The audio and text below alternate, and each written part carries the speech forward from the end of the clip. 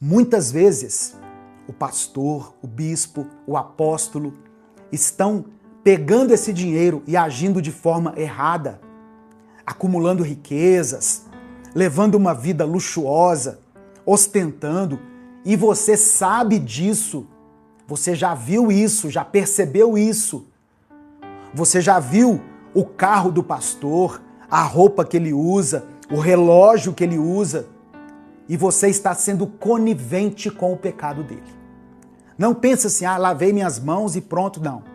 Você está sendo conivente com o pecado. Isso é a primeira coisa que eu quero falar aqui.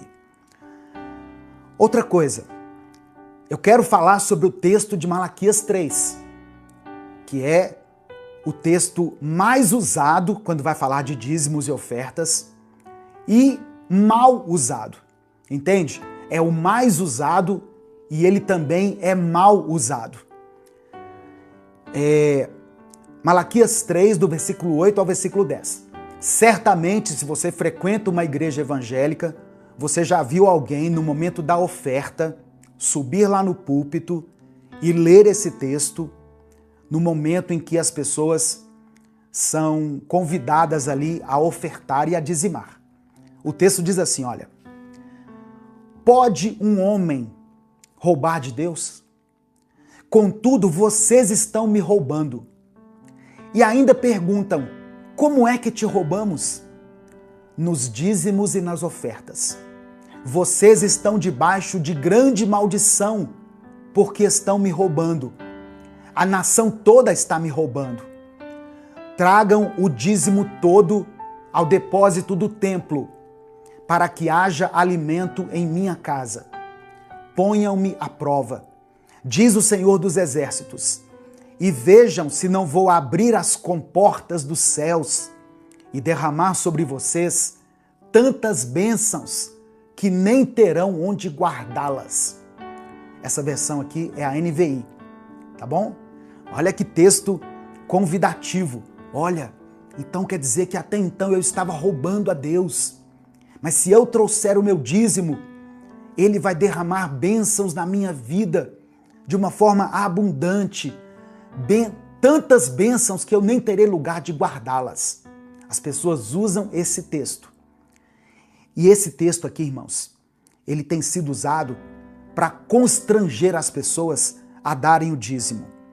E ele é frequentemente acompanhado de ameaças veladas sobre maldições financeiras e promessas de prosperidade garantida. É como se a pessoa que desse o dízimo estivesse livre de qualquer maldição, de qualquer problema, de qualquer enfermidade. E eu não tenho como não mencionar isso aqui, que é uma experiência pessoal minha. Desde 2022 que eu me desliguei da igreja como instituição. A igreja, para mim, são vocês que estão me acompanhando, é a minha família, são as pessoas com quem eu me reúno, tanto aqui online quanto presencialmente. As pessoas que creem em Jesus, essas para mim são a igreja. Desde que eu me desvinculei de uma igreja da qual eu fazia parte, em 2022, eu tenho caminhado de forma independente. Eu leio a palavra, eu prego a palavra, eu faço as boas obras que eu entendo que são necessárias, eu ministro a ceia aqui na minha casa, junto com a minha esposa, junto com a minha família. E teve um dia que eu fui me aconselhar com um pastor. Eu estava com um problema familiar, e eu fui me aconselhar com esse pastor. A primeira pergunta que ele me fez: você está dizimando? Onde você está entregando o seu dízimo? Mas peraí, o meu problema tem a ver com relacionamento, tem a ver com outras questões. O que tem o dízimo a ver com isso? Eu pensei comigo. E, irmãos, como eu não estou em nenhuma igreja, na hora não me veio a resposta, sabe? Mas depois, sabe quando você fica refletindo numa pergunta? Como eu não estou ligado a nenhuma igreja, o que eu faço com o meu dízimo? Com a parte que eu entendo que deve ser devolvida para Deus? Eu cuido das viúvas. Eu pago o plano de saúde da minha mãe. Eu pago o plano de saúde da minha sogra. Eu dou assistência para elas sempre que for necessário. Eu ajudo instituições que eu conheço, que são sérias, que trabalham com pessoas necessitadas, pessoas em situação de vulnerabilidade social. Eu distribuo cestas básicas. Eu compro um remédio para uma pessoa. Eu pago uma conta de luz para quem está desempregado. Então, se eu somar tudo isso, dá muito mais do que 10% do meu rendimento. Então, na hora, eu não tive essa resposta. Mas eu quero antes, contextualizar esse texto aqui de Malaquias 3. Malaquias profetizou aproximadamente por volta de 450 a 400 anos antes de Cristo, depois do povo retornar, do povo judeu retornar do exílio na Babilônia. O templo havia sido reconstruído, mas aquele povo estava espiritualmente apático e economicamente explorador. E essa palavra de Malaquias 3, ela foi dirigida aos sacerdotes. Os sacerdotes ofereciam animais defeituosos em sacrifício. Lembra que lá no começo, Deus exigiu que o sacrifício fosse feito com um animal o mais perfeito lá do rebanho? Quando Malaquias falou isso, os sacerdotes estavam ofertando de qualquer maneira, entende? Então, por isso essa palavra foi necessária. E o povo retinha os dízimos que sustentavam o culto e os levitas. O depósito no templo que é mencionado não é uma metáfora para os cofres das igrejas de hoje. Esse templo era literalmente, esse depósito era literalmente o depósito do templo de Jerusalém, onde os produtos agrícolas, quais produtos? Grãos, azeite, vinho, esses produtos eram armazenados para sustentar os levitas e para suprir as necessidades dos pobres. Neemias, no capítulo 13, do verso 10 ao 12, descreve essa mesma situação. Olha o que ele fala. Descobri também que não tinham sido dadas aos levitas as partes que lhes cabiam, e que todos os levitas e cantores responsáveis pelo culto tinham voltado para suas próprias terras.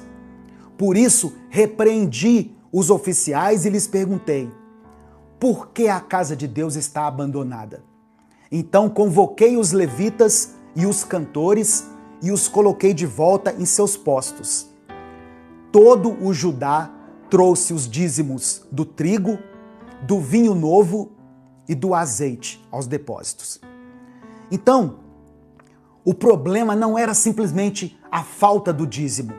O problema aqui em Malaquias era a injustiça social e a negligência para com os servos de Deus e os necessitados. Os profetas de Israel sempre conectaram essa adoração autêntica com a justiça. Ou seja, não adianta levantar as mãos, fechar os olhinhos, ficar ali adorando a Deus, se você não estiver praticando a justiça. Isaías 58, por exemplo, ele falou sobre isso. Uma prática espiritual que é o jejum, mas que deve estar ligada a ações de bondade, de justiça. Versículos 6 e 7 de Isaías 58. O jejum que desejo não é este. O jejum que desejo não é este: soltar as correntes da injustiça, desatar as cordas do jugo, pôr em liberdade os oprimidos e romper todo o jugo? Não é partilhar sua comida com o faminto, abrigar o pobre desamparado, vestir o nu que você encontrou e não recusar ajuda ao próximo?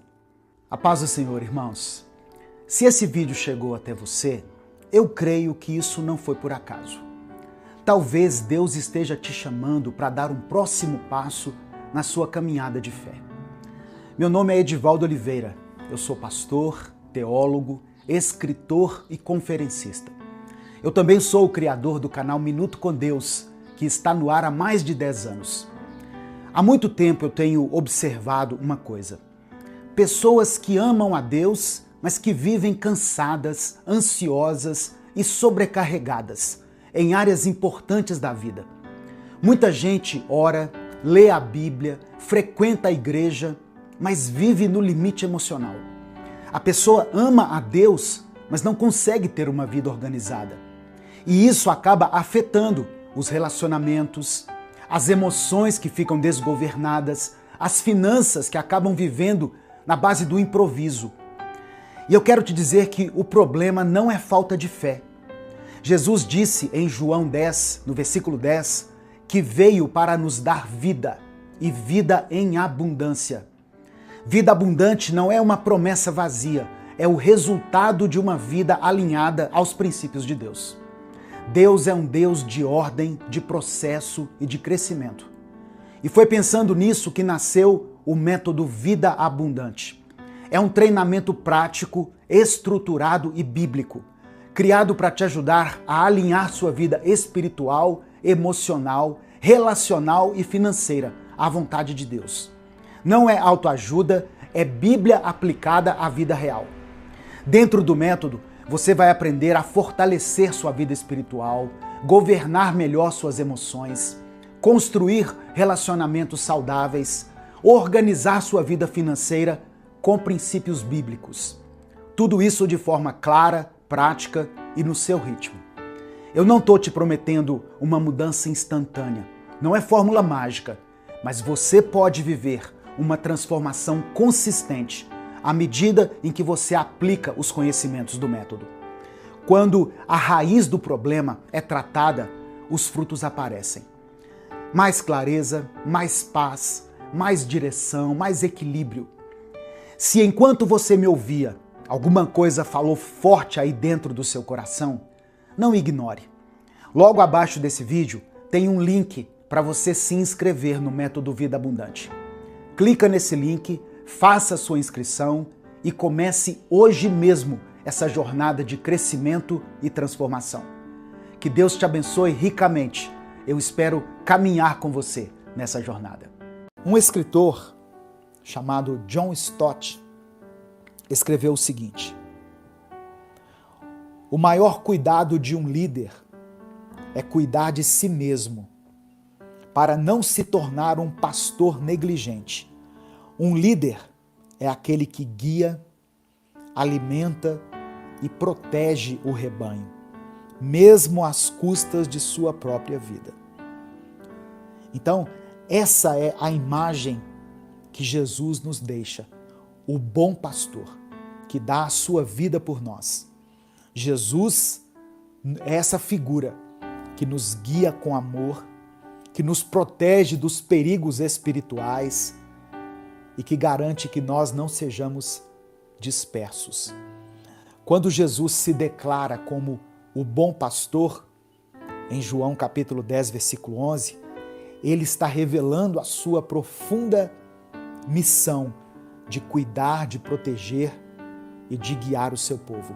Jesus não foi e não é como os líderes negligentes que Deus está denunciando aqui através do profeta Ezequiel. Pelo contrário, ele está disposto a dar a sua própria vida para que nós, que somos ovelhas de Cristo, possamos ter vida em abundância. João capítulo 10, versículo 10. O ladrão vem para roubar, matar e destruir. Eu vim para que tenham vida e a tenham em abundância. Então, essa liderança compassiva, sacrificial de Jesus é o que faz com que Ele seja digno da nossa confiança, da nossa adoração, do nosso louvor. Agora, voltando ali um pouquinho no texto de Mateus, no capítulo 9, nos versículos 37 e 38, Jesus não apenas teve compaixão das multidões, mas ele também chamou os seus discípulos para a ação. Ele disse assim, olha, a seara é grande, ou temos uma grande colheita pela frente, mas temos poucos trabalhadores. Orem a Deus, ajam. Como é que eu vou agir, pastor? Ore a Deus, para que Deus envie mais trabalhadores para a sua colheita.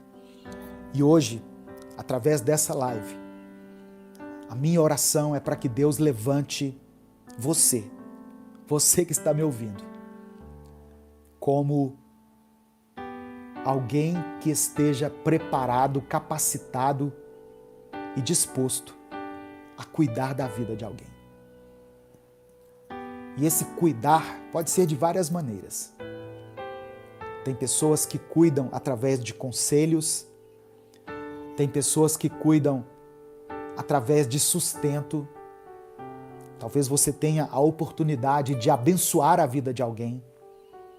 Tem pessoas que cuidam através da palavra, ministrando a palavra para essa pessoa. Tem pessoas que cuidam através da oração.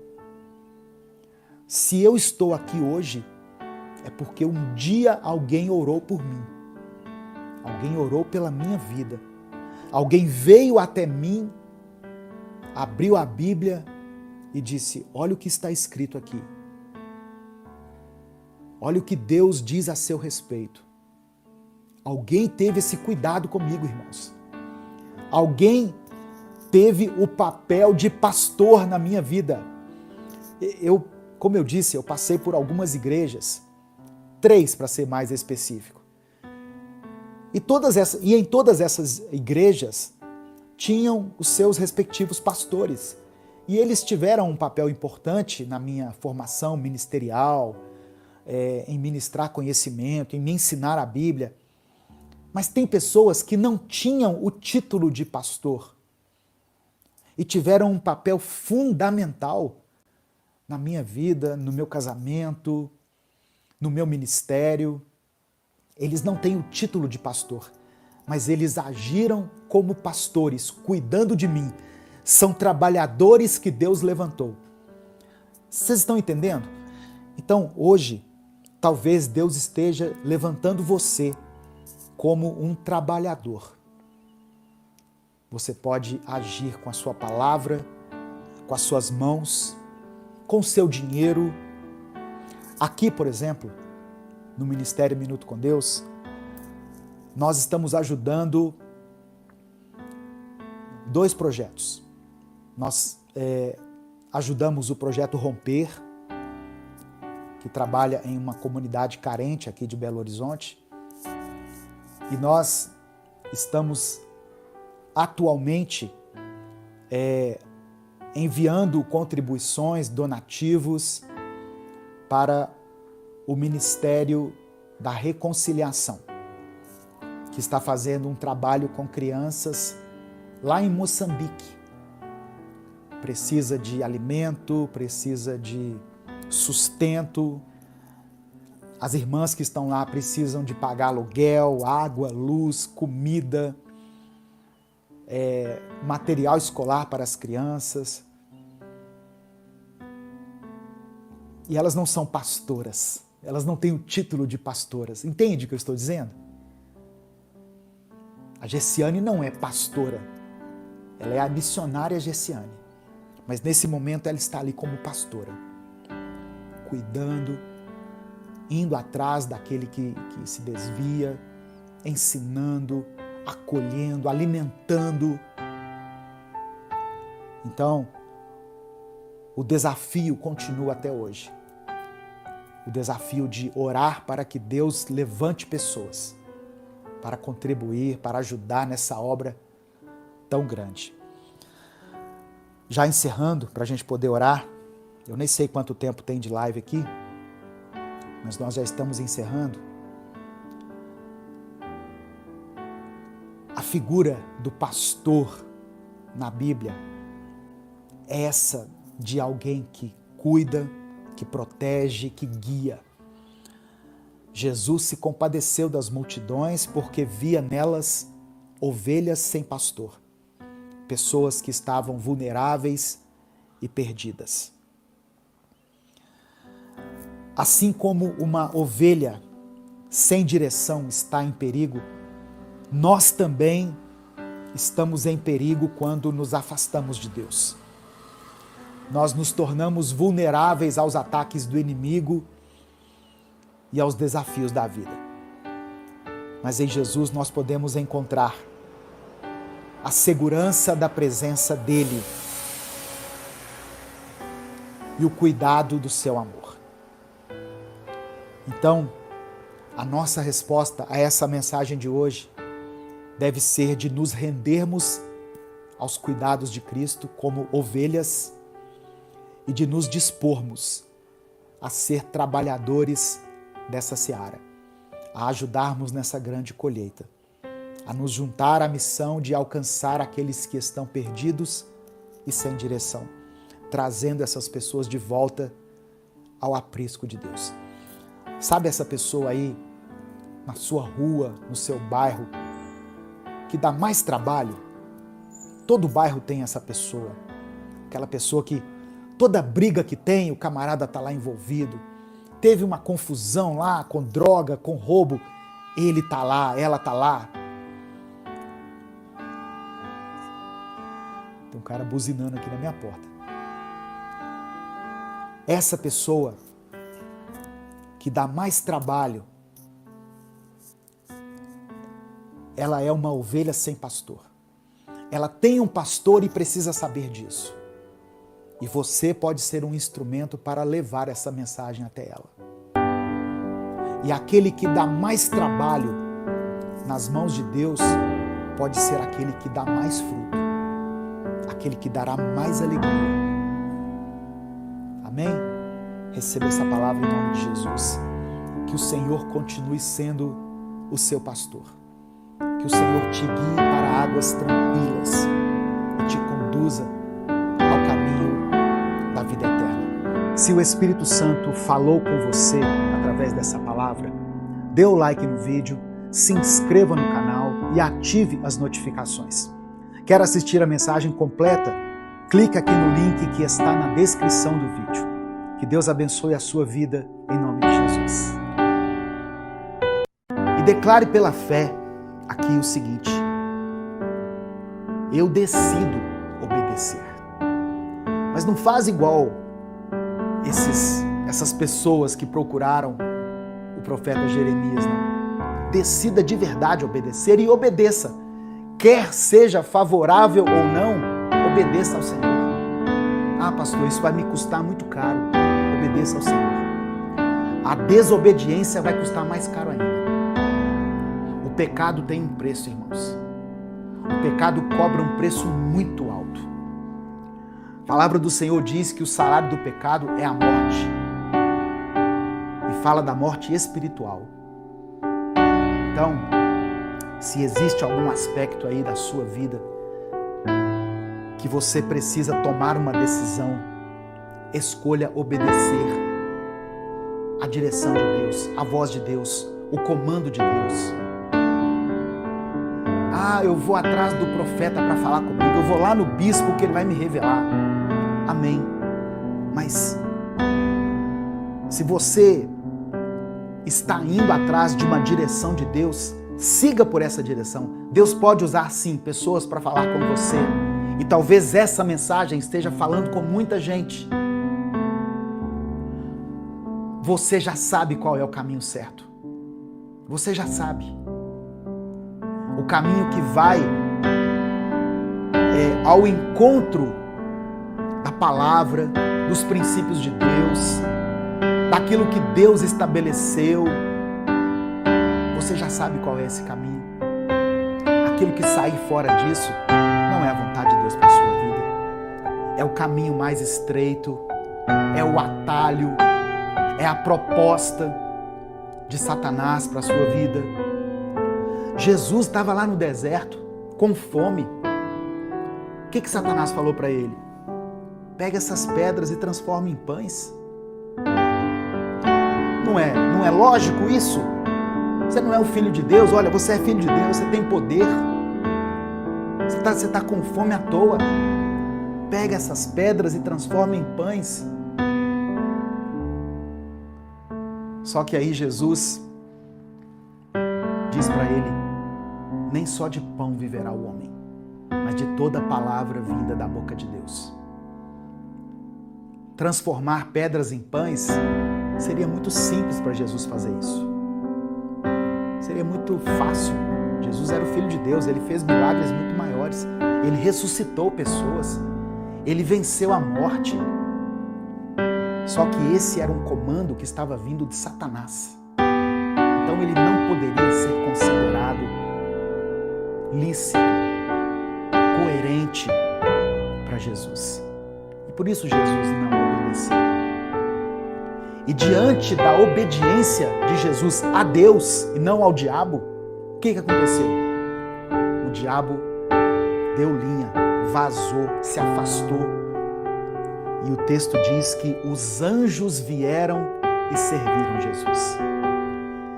A sua obediência a Deus, mesmo diante de um cenário assim desfavorável, vai atrair a bênção do Senhor sobre a sua vida. Amém? A obediência gera bênção. A desobediência gera maldição.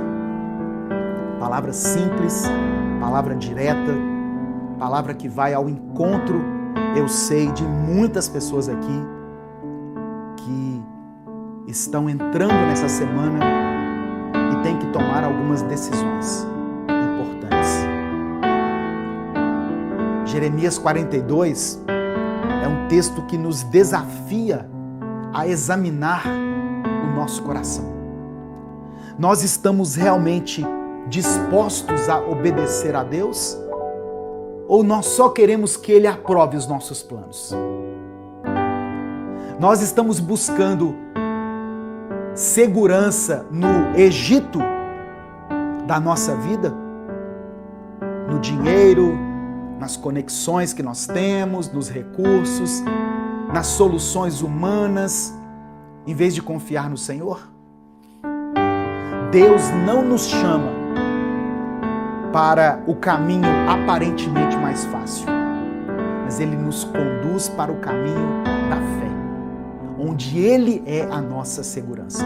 Se o Espírito Santo falou com você através dessa palavra, dê o like no vídeo, se inscreva no canal e ative as notificações. Quer assistir a mensagem completa? Clique aqui no link que está na descrição do vídeo. Que Deus abençoe a sua vida, em nome de Jesus.